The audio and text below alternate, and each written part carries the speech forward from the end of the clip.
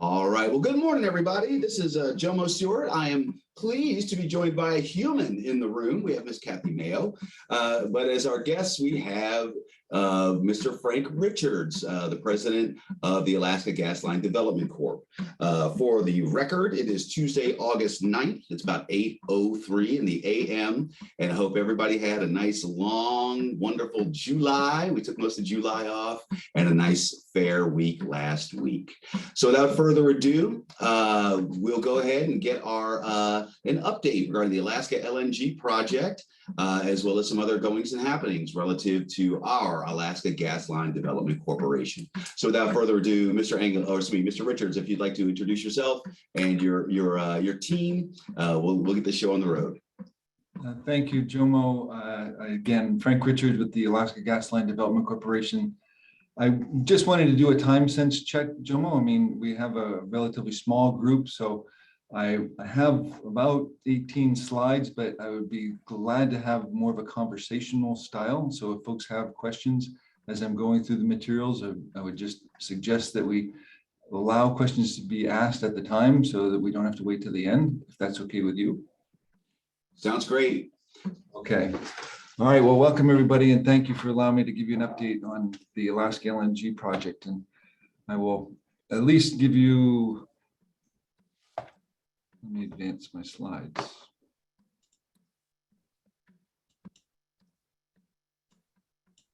There we go. So quickly, I'm here to talk about the Alaska LNG project. This is the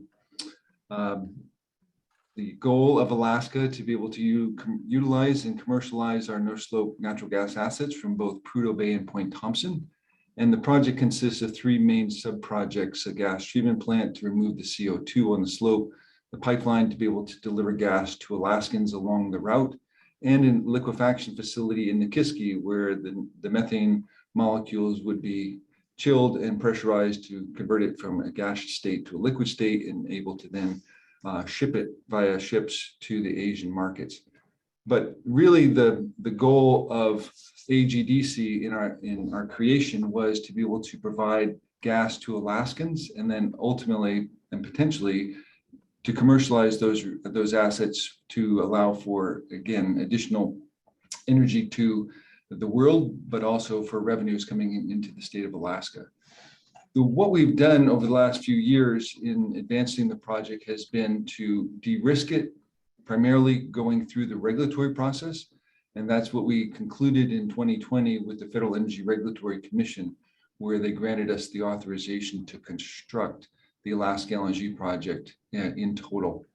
The outcome of that is that gas for Alaskans would be coming and available at relatively reasonable rates as opposed to what we're currently paying right now. And based on the high volumes that would be putting through the project, it means that the cost per unit is going to be significantly lower than if it was just for Alaska's needs. So our projections now, based on our latest economics, as well as the capital cost and financing structure, are delivery to Alaskans at the $4 to $5 per million BTU range. Now, the chart below, we wanted to show just a comparison of that against South Central natural gas prices. Now, I certainly recognize what Fairbanks is paying and has paid in the past are significantly higher than these in terms of MMBTU basis, but I didn't have that data to throw on this chart at this time. But the projections show that we would be coming in at relatively lower costs than what was previously produced in the Cook Inlet over the last decade or so. And that range has ranged from mid $7 as high as $12 and now it back down into the $8 range. And Fairbanks is receiving some of that through, again, your trucked LNG. So you see that price fluctuation as well. But as I said, the primary goal for the Alaska Gasline Development Corporation was to provide a gas or an energy source to Alaskans, because South Central, again, being relying on Cook Inlet, it sees that there is still a decline and that there may not be the source of gas coming to us in the ensuing decades. So, Mr. Richards? Yes. May I ask you to please back up to slide 2? I kind of hate to do this, but yes. I notice, let's discuss. You keep saying Alaskans, but there's a glaring 100,000 Alaskans for which a yellow line does not connect. Now, the original discussions relative to this project talked about having the Fairbanks lateral be quote unquote integral to the project, and that the cost of the lateral would be really borne by the entire pipeline system. But I'm not seeing a lateral on this. Right, so you'd like me to address that, Jomo? Please. Okay, so Well, you know, I'm just never going to let it go. Fully anticipated the question, as you always do. When we were created by the Alaska State Legislature, we were given that directive to initially study an in-state gas pipeline with a lateral component into the Fairbanks North Star Borough. That was the ASAP project. And that project, we did front-end engineering and design, and we went through the regulatory process with an environmental impact statement led by the Army Corps of Engineers. And we received that EIS, we completed the FEED, and then we were handed the Alaska LNG project.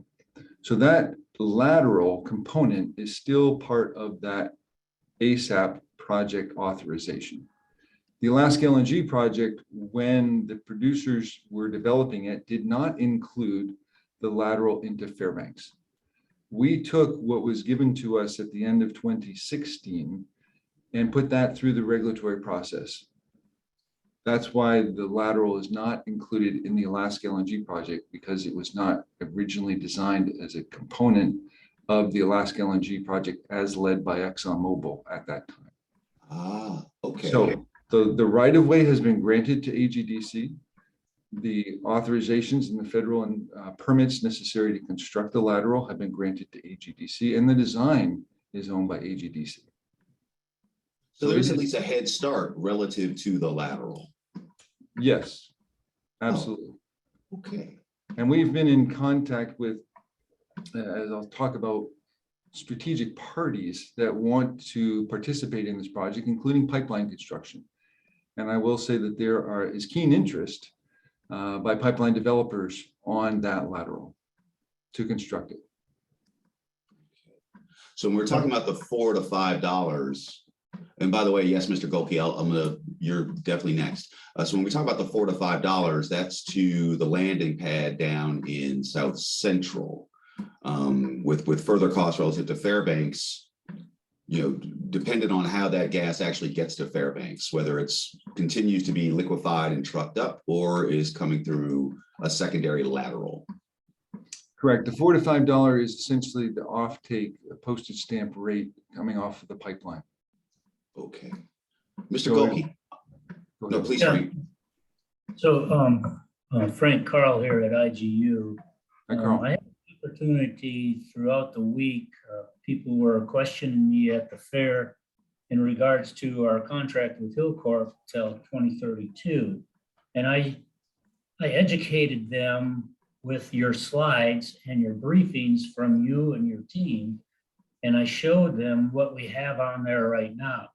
I talked about the offshoots to Fairbanks, how important it was. And I said, you need to talk to your legislators and make sure they know how important it is. I said, the pipeline does us no good if it doesn't come to Fairbanks.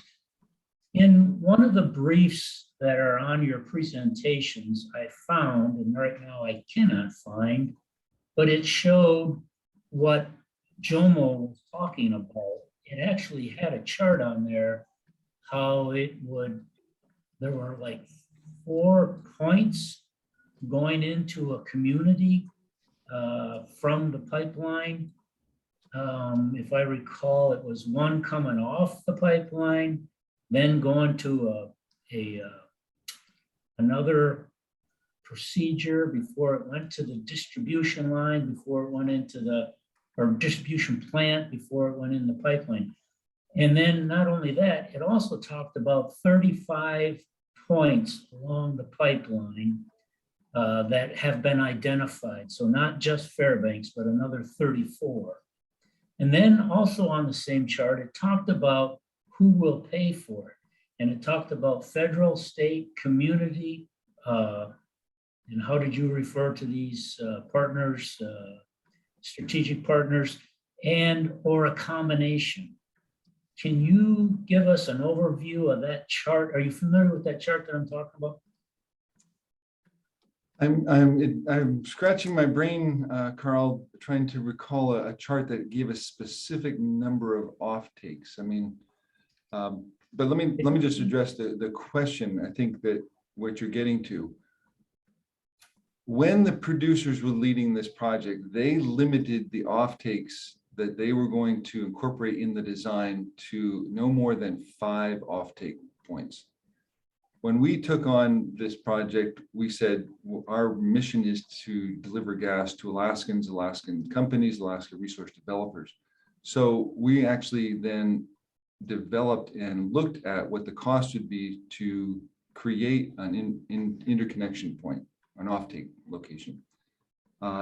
We actually hired NSTAR to do that for us. So we have that design already in place.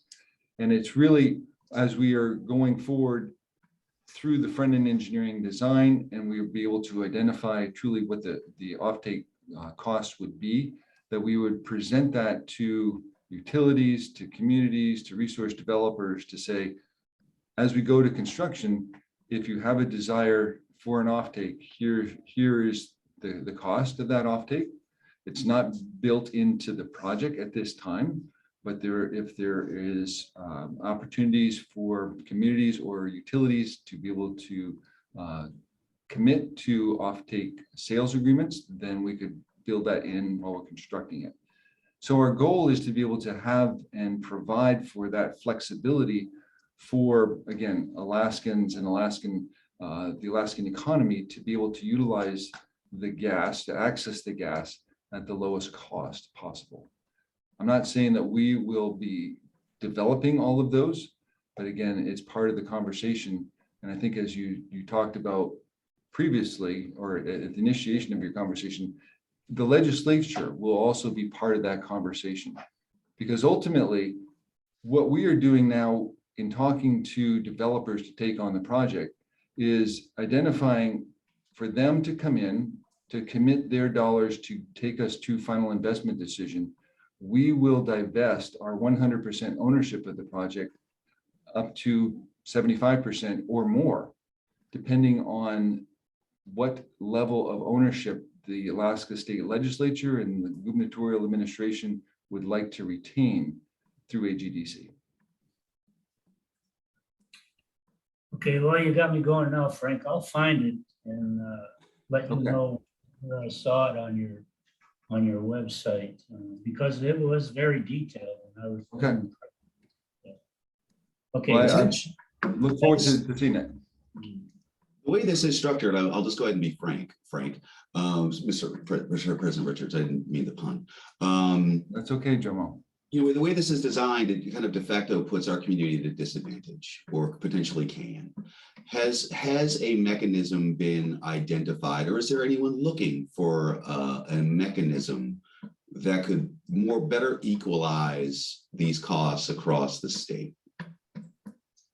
Because right now, again, this is great for Cook Inlet. I mean, it goes directly to them. They have all the pipeline infrastructure to cross the inlet. Looks like the distances are not too dissimilar, but again, their infrastructure is already installed. We're going to bear the cost potentially of installing infrastructure just to get it to town, and then further infrastructure to get it to the true city gate of the IGU system. Is someone working on that mechanism that helps try to equalize those costs?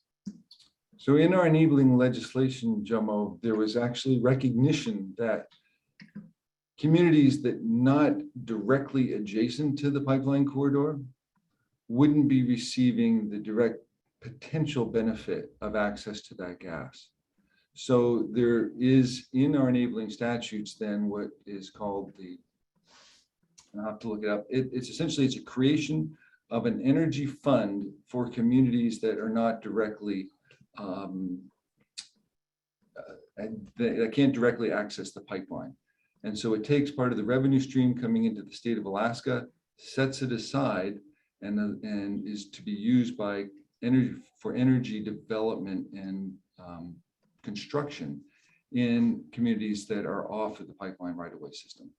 So there was a vision at the time from the rural legislators that yes, this was going to be beneficial to a large percentage of the population of the state, but they wanted to clearly identify that they wanted to gain some access and opportunity off of that pipeline right-of-way.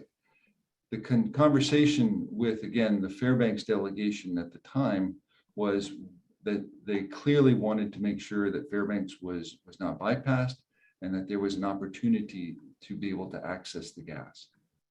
How and when that will occur is still part of the conversation that must ensue.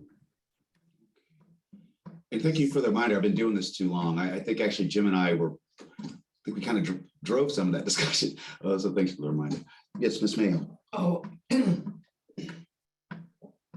actually, I'll just let Frank proceed. I'm really interested in hearing the larger framework because it's then going to set the stage for so many details to be worked out for the benefits of many Alaskans, which, you know, like you said, you've been part of conversations. There's the legislature and the administration that'll be a part of it. So I'm really interested in seeing this presentation move forward and how it's set up, Frank. Good call. Okay, yes, thank you. Please proceed. All right, thank you and good morning, Kathy.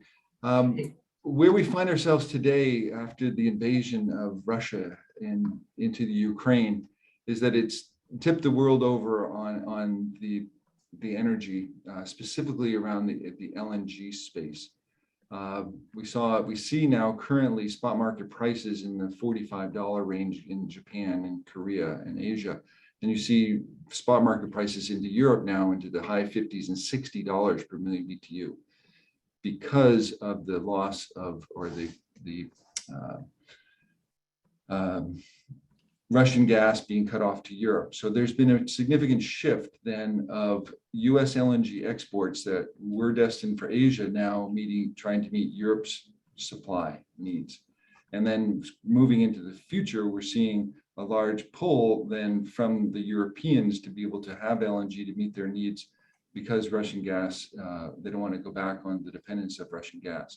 So this has created for us an opportunity then to meet the our strategic allies' needs in the Pacific. So Korea, Japan, Thailand, Vietnam, the ASEAN region are looking for a stable energy source.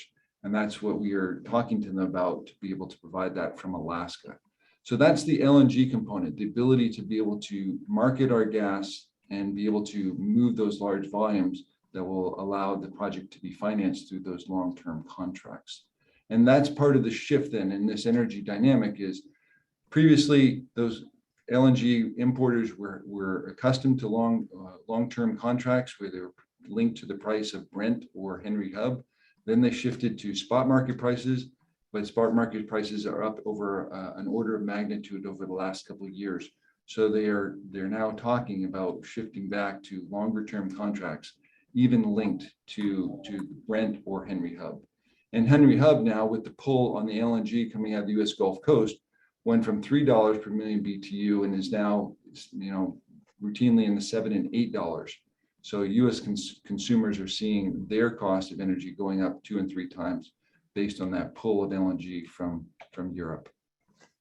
So security for the world, security for Alaska, the US, the rail belt utilities, again, have announced, and that includes GVA, a working group to be able to make sure that they're going to have the molecules necessary to meet the needs for their power generation, to meet power production for the rail belt communities, based on what we see as, again, the continuing decline in Cook Inlet and the ability to be able to meet those through long-term contracts.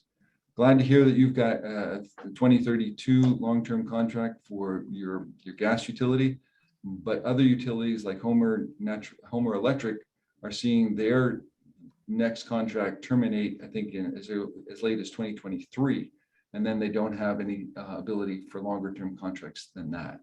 So we see this as an opportunity to be able to meet the needs across the state by providing those North Slope gas molecules to replace Cook Inlet gas and provide for decades, if not centuries, of energy for Alaskans' security.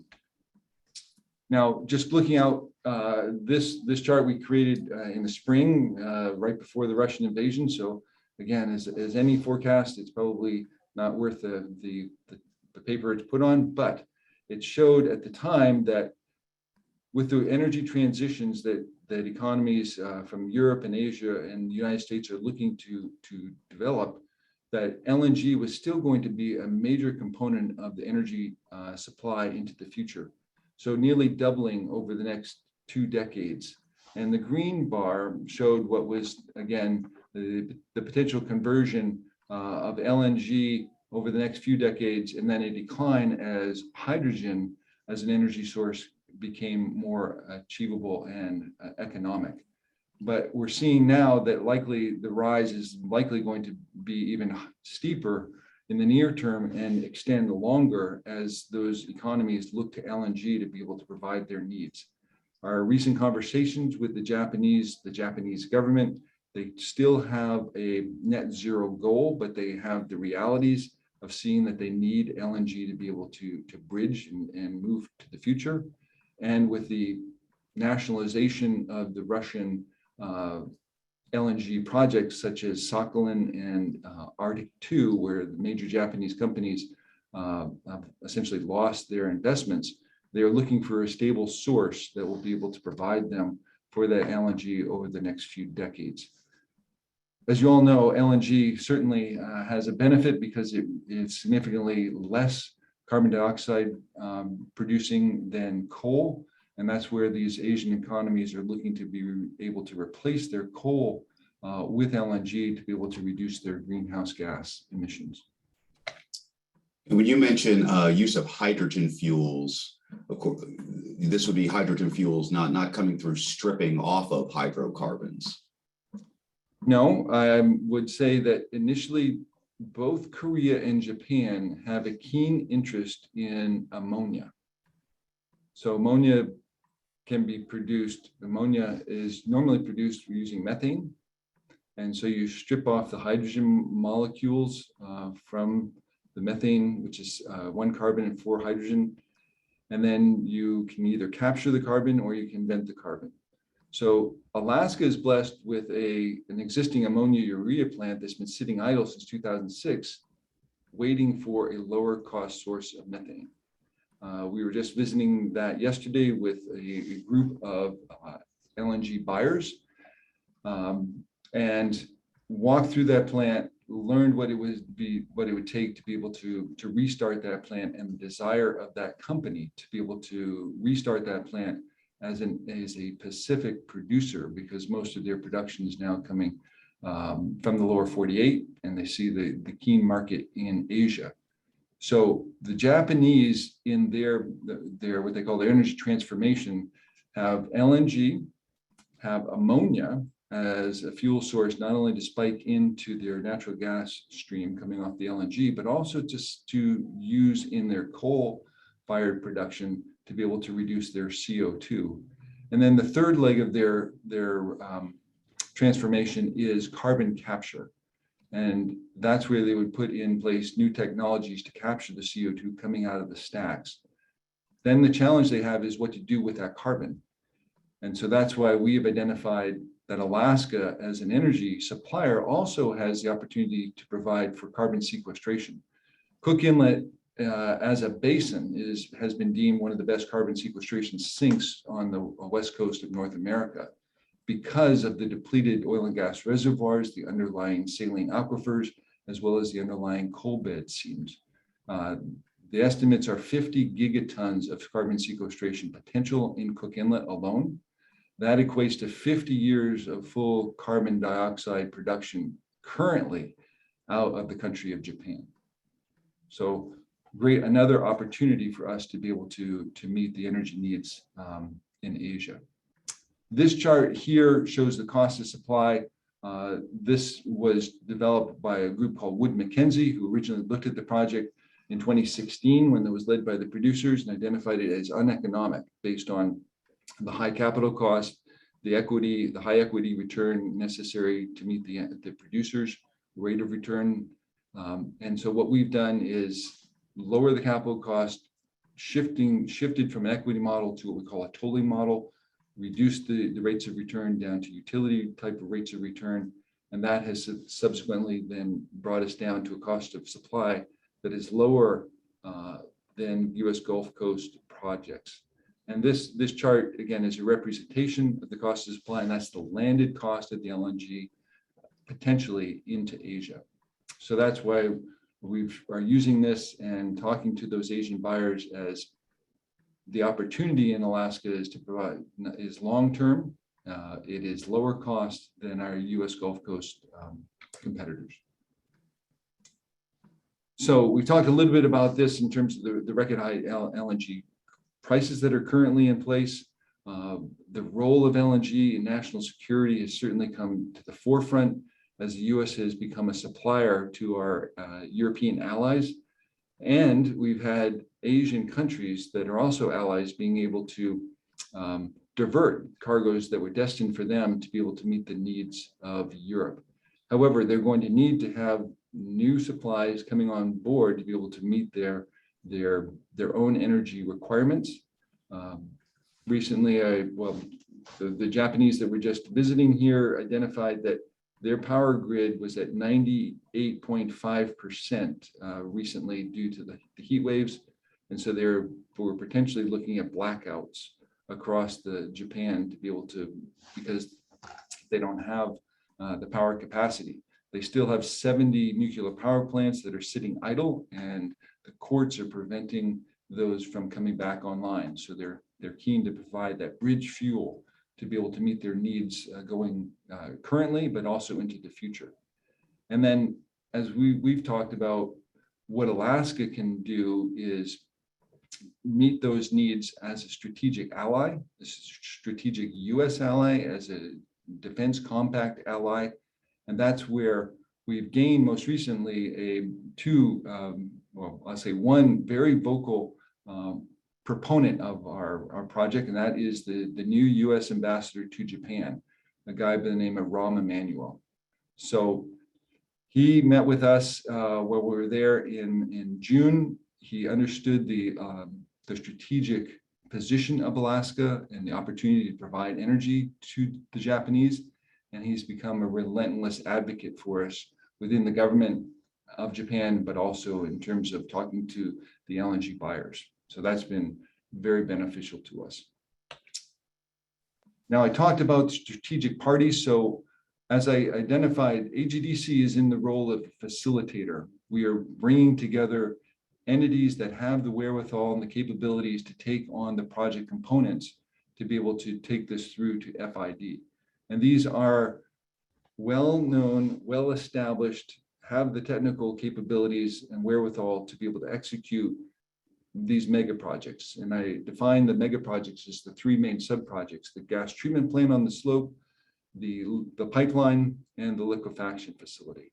So Enbridge has stepped up and identified that they want to be the pipeline lead party.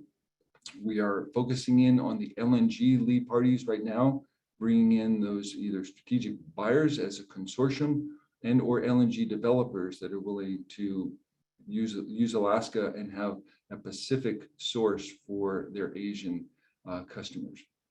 One of the benefits most recently, and I'll go in to this shortly, is out of the Inflation Reduction Act that was just passed by the Senate are provisions for 45Q tax credits, and these relate to carbon dioxide capture and sequestration. And it's been on the books now, but it was due to sunset. But the 45Q tax credits were at the time this year $50 per ton of CO2, and now that's been raised to $85 per ton of CO2 that is captured and sequestered. If you use the CO2 and capture it and use it for enhanced soil recovery, previously it was $35 a ton, now it's going to be $60 a ton. So that $85 and $60 a ton we see as a great opportunity for our gas treatment plant, because we'll be pulling carbon dioxide out of the gas stream, and then we will be sequestering that carbon dioxide. At 60 or $85 per ton, that equates to about $600 million a year of available tax credits as cash for the first 8 years available to the gas treatment plant developer.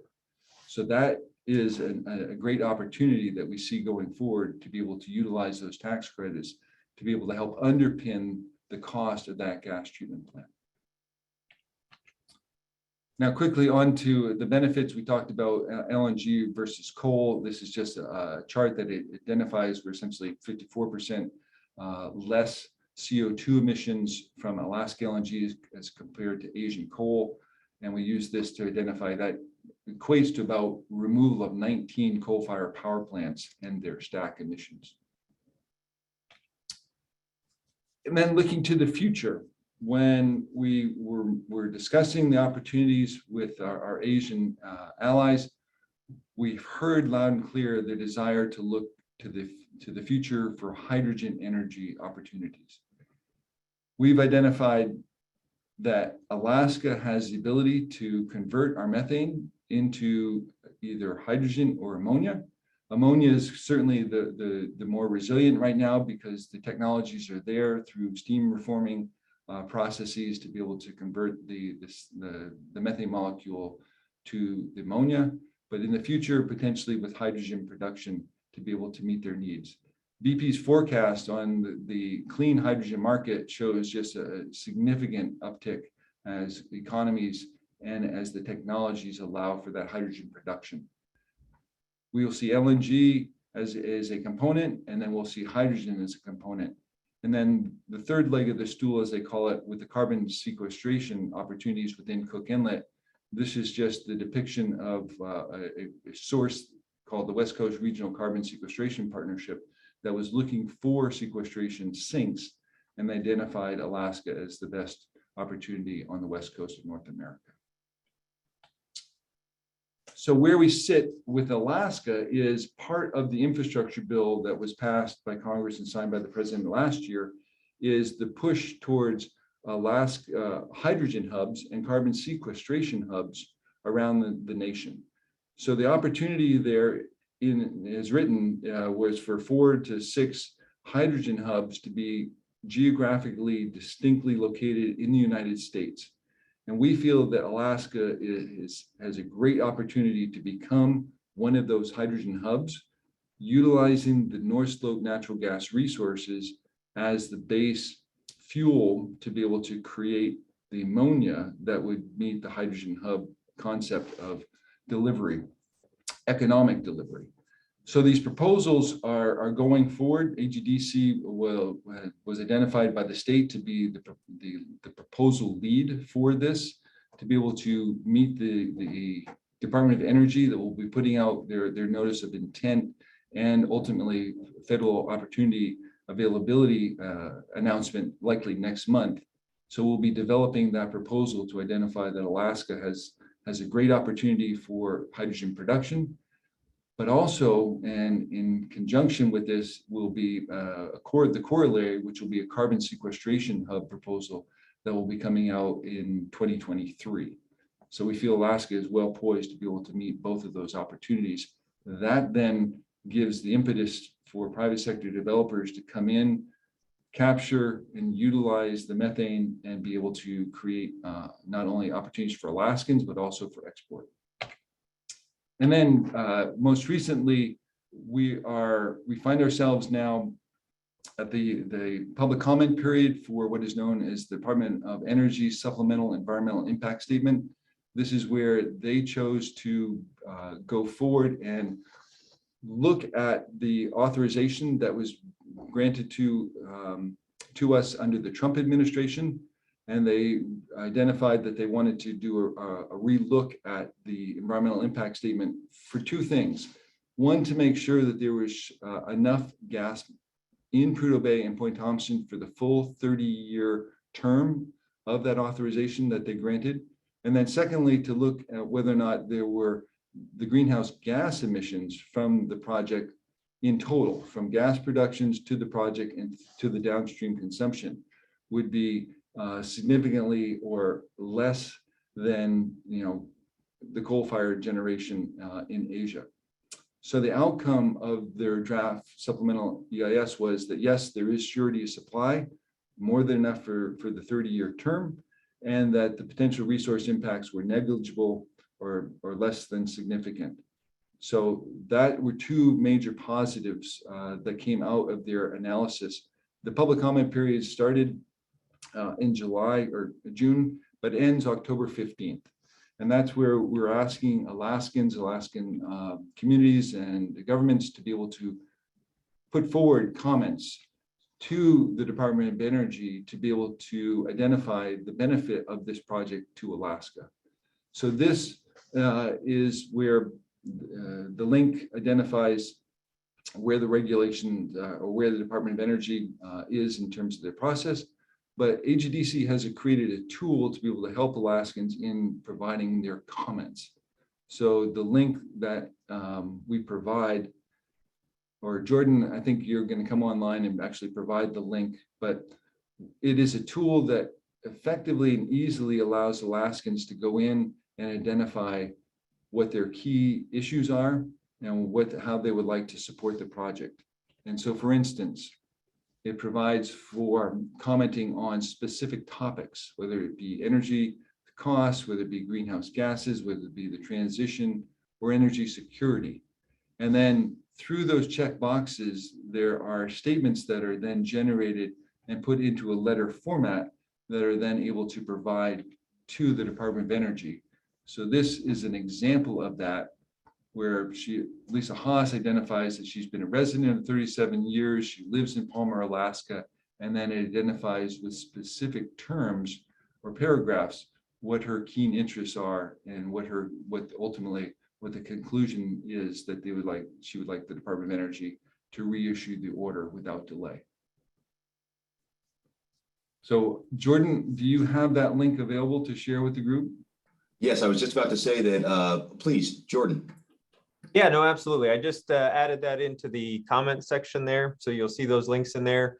As Frank indicated, and we're on the slide there, we've got two. The first link there is actually a DOE, a direct link into them for comments. We'd request maybe an organizational level comment go in there.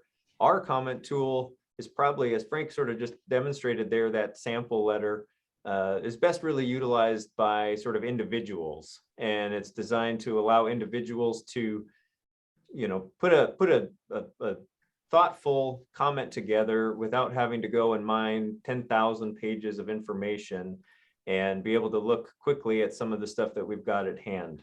So feel free to share both of those links inside your organizations or with employees or members. I'll also make sure that Jomo has that and he can share that as he sees fit as well. I have a couple of questions, Frank. This is Kathy Mayo. As you were talking about the AGDC's role in aligning investors for the gas treatment plant, the pipeline, and the liquefaction facility, you stated that there's keen interest in the pipeline piece. The other two are very expensive projects in themselves.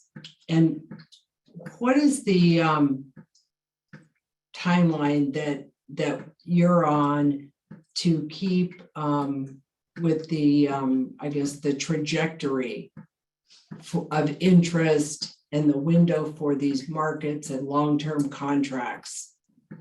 What's that time frame in which you need to secure,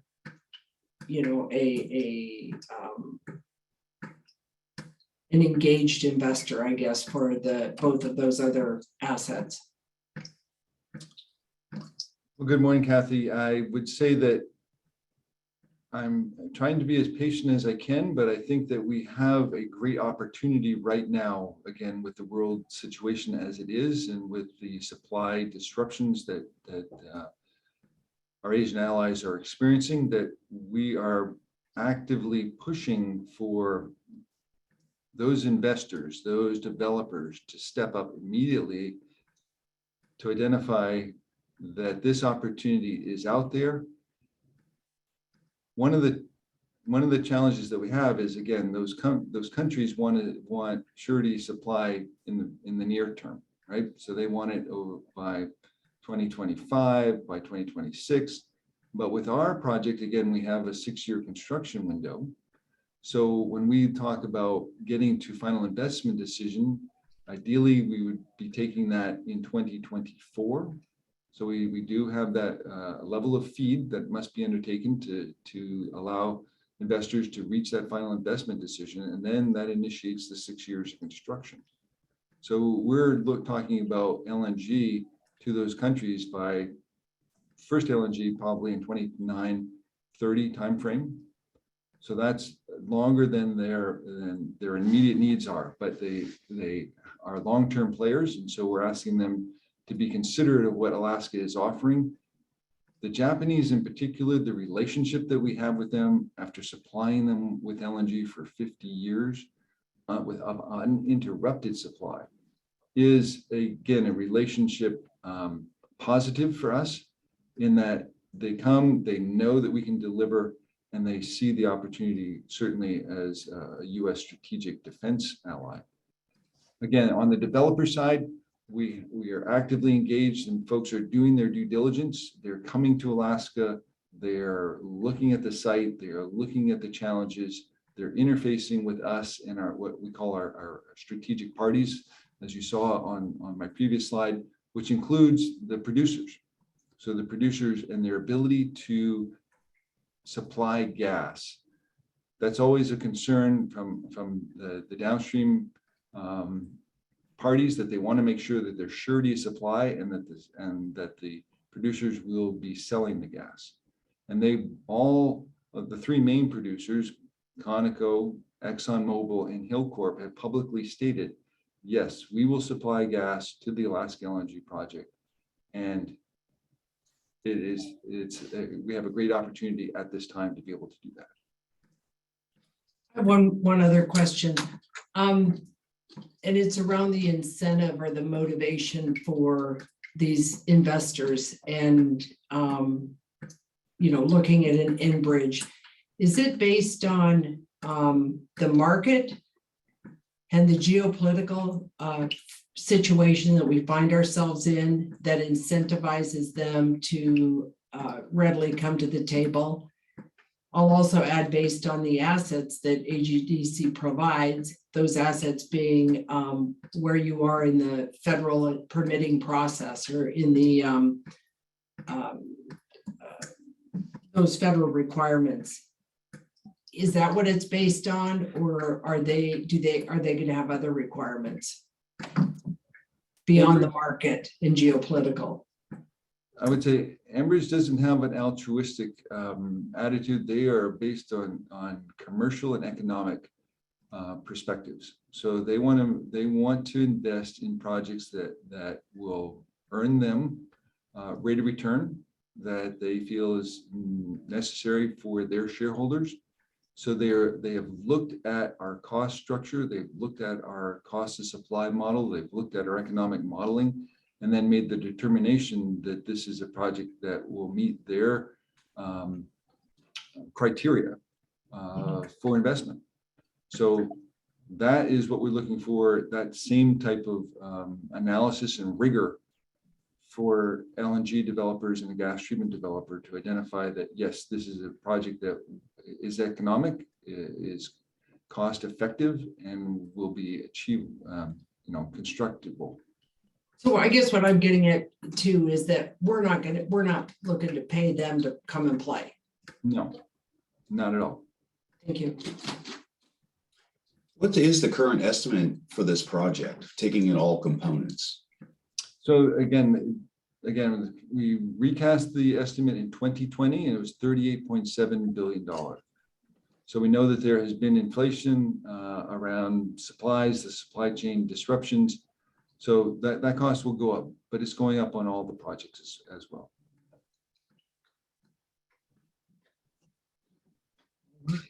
Are there any, actually, and I would open up for questions, just to be reminded that you're always able to go ahead and take yourself off mute and ask a question. Or you may post things in the chat box. So Carl? Frank, I did find this on your website under the Alaska LNG Project. There is a paper on the bottom, the very last sentence of in-state natural gas supply. The very last sentence says, to learn more about how to get natural gas to your area, click here. And it comes up with a 2-page fact sheet. And it talks about will Alaska LNG Project deliver gas to Alaska? When will gas be available for in-state use? What are the steps to get natural gas to my area? And then it goes into what I was trying to describe to you.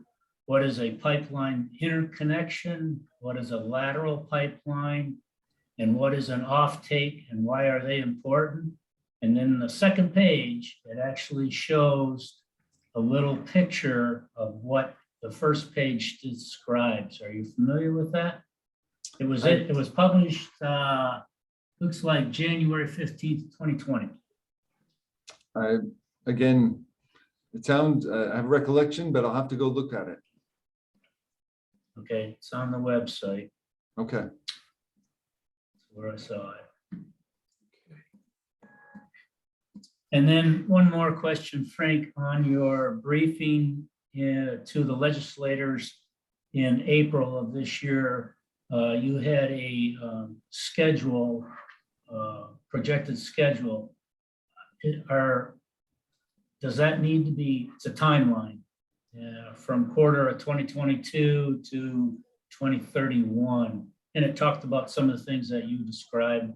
Are you going to update at all with some of the information you just provided? Yes, we absolutely will. And again, it goes to so what I'm projecting is what we feel is a realistic timeline to go through FEED and to get to FID. What's interesting, what's that? I see that. That's on the schedule. Yep. Right. So what's interesting is to talk to developers because we've taken the stance that FEED will take probably 12 to 14 months to accomplish. Okay, now, thanks. From their perspective, though, they make decisions again on their own criteria, and that criteria might be that they're willing to invest with either more detailed study or less detailed study. Quite frankly, it's been a less detailed study that they've been talking to us about. So I'm not sure, and I just want to make sure that what I present to the public and to the legislature are what I feel are realistic and achievable schedules. Now, the developers are going to come in, they're going to work in concert with each other and be able to pull together a FEED package and then a decision support package to be able to go to final investment decision. That time frame is again going to be determined in collaboration with each other. As I learn more information, I will be glad to share that with the public in terms of what the schedule will be. And you do. We appreciate it. So thanks. Yes, thanks. Yeah, thanks, Frank. So if I may, Mr. Richards, you mentioned a 6-year, you mentioned a 6-year construction timeline. And I thought originally, well, the estimates on construction time fluctuate, but then it was shorter than that. So Jomo, I've talked in the past about the project, the Alaska LNG project, which has the 3 main sub-projects. The gas treatment plant is the critical path item because the open water seasons to be able to barge in the module. So that's the longest lead time effort, 6 years of essentially barges being able to bring in not only the steel necessary for the foundations, but then the modules and moving the modules into and stitching them together. The pipeline itself is going to be probably 2.5 years. The liquefaction facility itself may be 3 to 3.5 years. It's the full integration of the gas treatment with the pipeline, with the LNG, that is the full 6-year timeframe. That's okay. So it was that longer timeline item, the gas treatment plant. Right. So what we've looked at ways to optimize the project execution is, can we build the pipeline first? Can we utilize Point Thompson gas to deliver gas to Alaskans first? While at the same time, you'd be building a gas treatment plant to take the gas down to LNG quality spec. So 2 different CO2 values for consumption in state, say 3% max CO2, but LNG quality has to be down to 50 parts per million, so you don't have that CO2 turning into dry ice and coming up the LNG plant. Okay. Well, please, I see we're here on the summary slide. Right. So we find ourselves in again this world dynamic of energy supply disruption. We are identifying to potential investors as well as buyers that we have an offering from Alaska that is slightly different than what others are. We aren't tied to a energy index such as the Henry Hub in the lower 48, or to the price of Brent as an oil index. We feel we can provide for long-term supply from a strategic ally of our Asian countries. We are fully permitted. We meet the highest standards of permitting on anywhere in the world. We know how to construct things, and we can build it. The benefits will be not only to Alaskans in terms of lower cost energy and displacement of fuels that impact the air quality, but we'll be able to provide for larger greenhouse gas emissions with replacement of coal in Asia in their power production. So we feel we can address those environmental concerns, but then also meet the needs of the buying countries as they move towards their energy transition for LNG. And then we see Alaska has the ability to be able to provide for hydrogen and ammonia going into the future. So we feel that we do have this window of opportunity that we're talking about. We have key strategic, I don't want to say promoters, but enthusiastic supporters, whether it be the United States ambassador to Japan, our congressional delegation that continue to push for this project, and not only loan guarantees that came out of the infrastructure bill, the 45Q tax credits, what is now a new program under the U.S. Import-Export Bank that will be allowing for financing, lower cost financing for LNG production in the United States. And then the relationships that they have with the Japanese in providing for the creation of consortia to be able to come in and work with Alaska in terms of developing this project. So we find ourselves at this point in time with the Department of Energy's SES, and we'd ask for Alaskans to contribute to that and identify how it would be beneficial to all of Alaska. Okay. Mr. Hawkins, please. And then you, Mr. Tomaszewski. Frank, thanks a lot for this presentation. Of course, you and I go back a long ways here. When I was in the mayor's seat and participating in this, there was the discussion about the valve in the line for the Fairbanks takeoff, and then all the facility that would need to be put in the next to the line to be able to supply the right pressure gas on into Fairbanks, including the line. So when you talked about early in your presentation about identifying where the valves would be, what is the finance scenario in your mind, or the arrangement in your mind as you see it right now, which I think has changed from way back when, which is acceptable, for a community, for an area to be able to have the gas take off? So it would be, first of all, an identification that, again, you have the desire for gas offtake. And I'll talk in generalities, not necessarily about Fairbanks, but if let's say you're a small community along the line, you've got X number of homes and businesses that you want gas supplied to, and you look to have an offtake What the project itself and all the owners would be looking for would be, again, is that off-taker does have the funds to be able to create a distribution system and from the offtake into their community. So if they can sign the agreements necessary for those offtakes, and whether or not there is funding available for that offtake and the transmission of that gas then into those communities. So that's going to be part of the conversation that I think that the legislature will have to undertake as they look to meet the needs of Alaska's energy, identifying that not everyone is plumbed, not everyone has transmission lines leading into their communities, and so therefore, what's it going to take to be able to provide this lower cost energy to Alaskans? Is that a direct appropriation? Is that a grant funded opportunity? I don't actually know what the outcome of that will be, but we know what the cost can be. We have identified and discussed this with potential energy distribution companies that have a keen desire to look at the opportunities in Alaska and see this as a growth opportunity for them. Okay. We'll circle back around to that if I may, but I want to let Mr. Tomaszewski ask the question. Please. Thank you, and thank you for this time where we can hear this discussion about this project. My question is similar to Luke's question about getting gas to Fairbanks. Fairbanks has been, as you know, over the last many decades, pretty much left out of the loop of natural gas.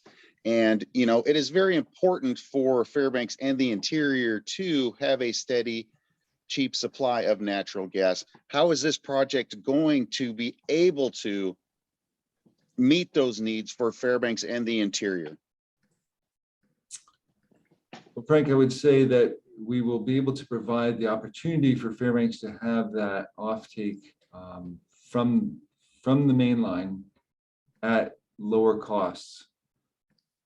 The actual transmission of that through a lateral into Fairbanks is not part of this project at this time. We will be working with, again, our partners to be able to identify the desire and the need for the community of Fairbanks to be able to have lower cost gas. They are keenly looking at what the opportunities are, both from power generation, home heating, expansion of new facilities at the military bases, and to see what the overall supply needs will be. And then they'll be looking at the economics to be able to accomplish that. So I got a fundamental nuts and bolts question, if I may, Mr. President Richards. Whom would we speak to? The people that need to know are going to know. But for we lay people, what's the ownership structure as we're envisioning it right now? Because that's going to tell us whom a community like ours would have to speak to have these kinds of discussions about how we're going to get gas to our town. Because it sounds like it's not, where does the state come into this? Okay, so very good question, Joe, because in the past, it was either going to be the producers that were going to own and operate the entire system. In the past, it was going to be a desire for the state to take on and own the system with debt funding coming from the country of China. And then where we find ourselves now is in a position where we are holding interest for the state of Alaska should the state want to retain any ownership up to 25%. Again, we know that the ability of the state to fund this project on its own it's not possible. We've all watched the challenges of the legislature with the funding cycles that they've gone through over the last few years with the permanent fund. So we're identifying that if there's an opportunity for Alaska, we will retain it. However, if not, then we'll allow the private developers to take on the full ownership of this and be able to move this through. So there may be a company, and the structure is still to be defined by those partners coming in. But let's say we call it 8-Star Alaska, and that's the overarching company that would own the Alaska LNG project. There could be sub companies that would own the individual components, whether it be the gas treatment, whether it be the pipeline, or whether it be the liquefaction facility. Those are the entities that a community would then enter into discussions with on what it would take to be able to have that offtake. And I guess, all right, so And this, Frank? actually, if you don't mind, Carl, let me finish this one. So the state has spent substantial amounts of money regarding this project. Are we buying anything? Or, well, what are we buying with, with this money? Again, we're doing a lot of the front end work. Is that going to de facto turn into an ownership share? Or again, is that still part of the mix of discussions, or will be part of the mix of discussions? For general conversation, let's say we've spent $1 billion as the state of Alaska through the iterations of the Alaska LNG project, and before it, the Alaska pipeline project and the standalone pipeline project. We own 100% of that. So AGDC, as the state corporation, owns 100% of that. As we talk to these developers, we identify we are not in a position to advance this project through FEED using state dollars. We want you to do that. We want you, Jomo, as the gas treatment developer, to go through FEED and take it to FID. And we want Luke as a pipeline company, and then we want Carl as a liquefaction company. If you take it to FID, we will give you 75% ownership. You have spent your money to take it through this design and definition period up to that investment decision. So that's why we're saying we've spent the state's money. There'll be no more. But having spent that money, again, you've acquired valuable things like permits, okay, which can be contributed into the project. Correct. That's what we contribute. Okay. The rights. I'm sorry, so go ahead, Carl. Thanks, Frank. That was a good explanation, and I appreciate that. So to follow on to Jomo's point there, in regards to community involvement, can you describe or pinpoint where would the community get involved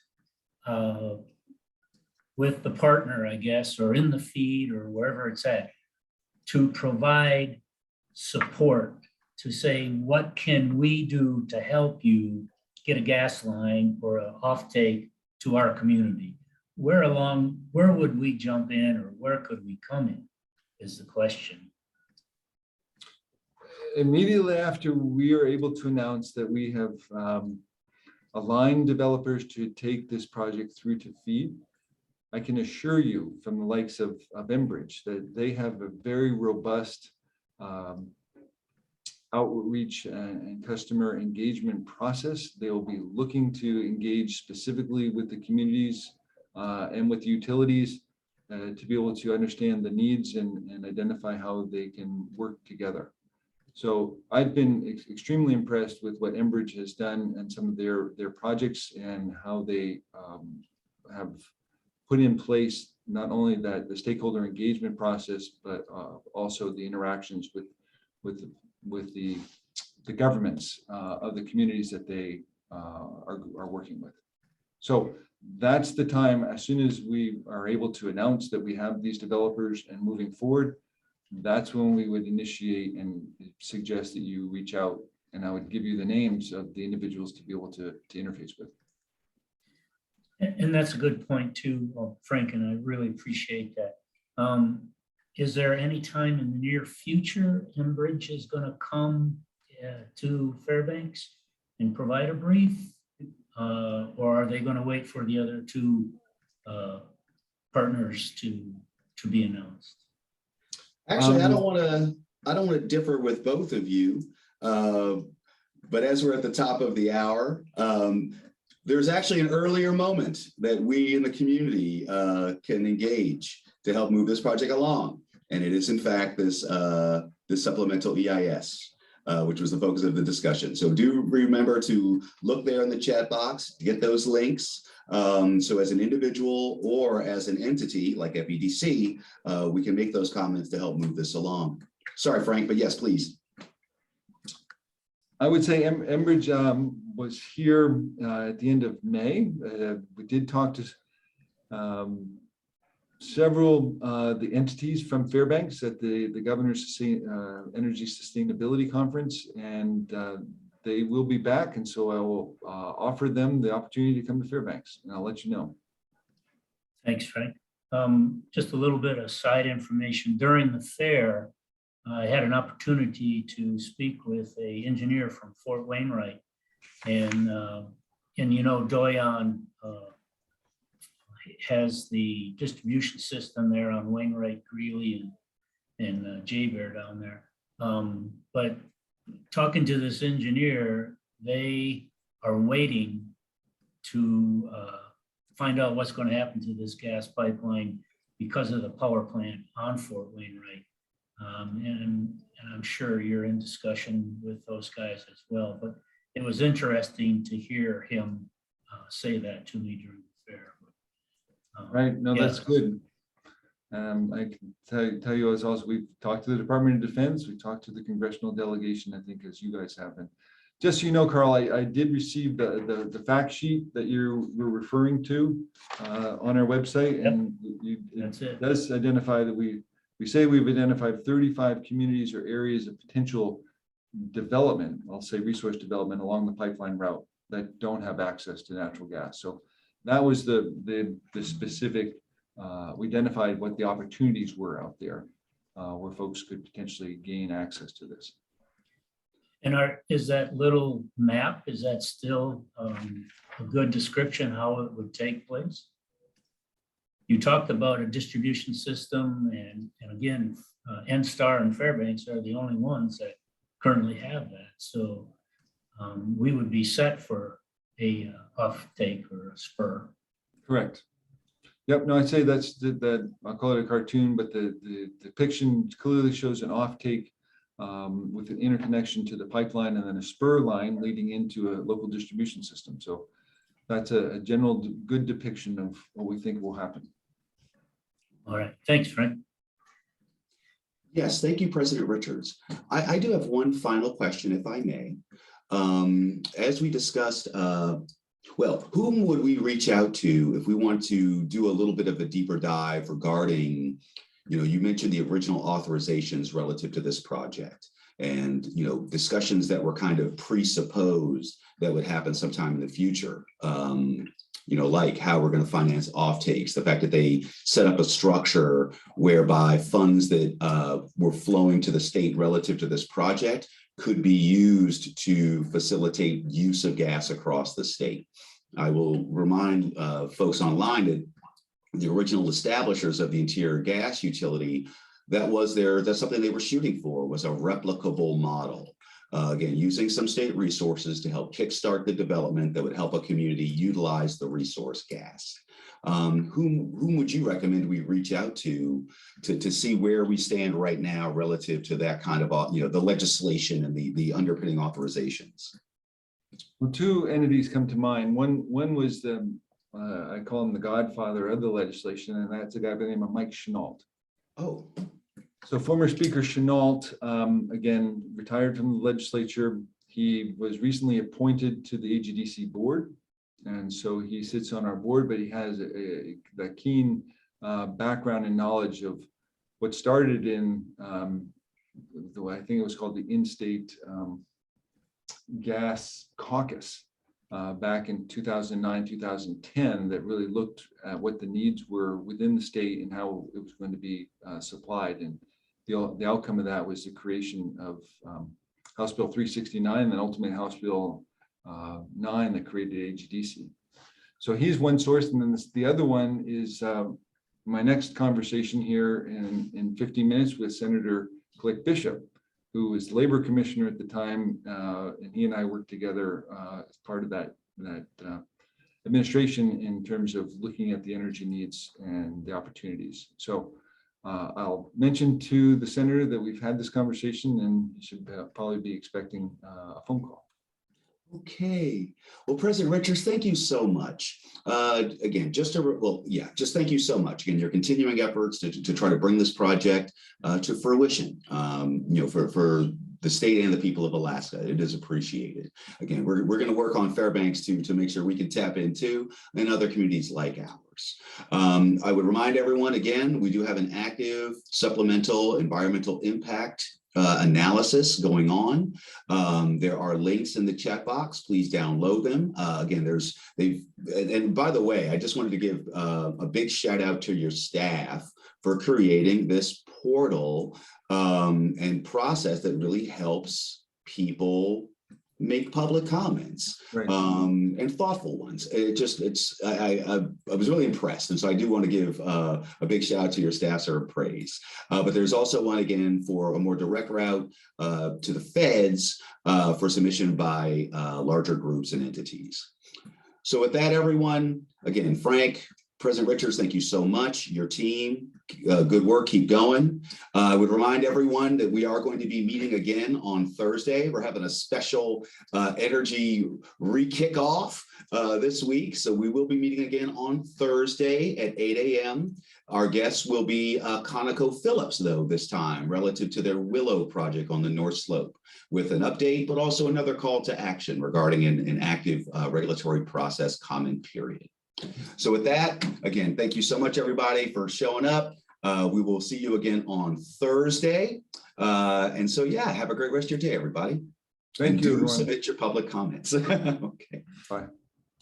Bye. Thank you, sir.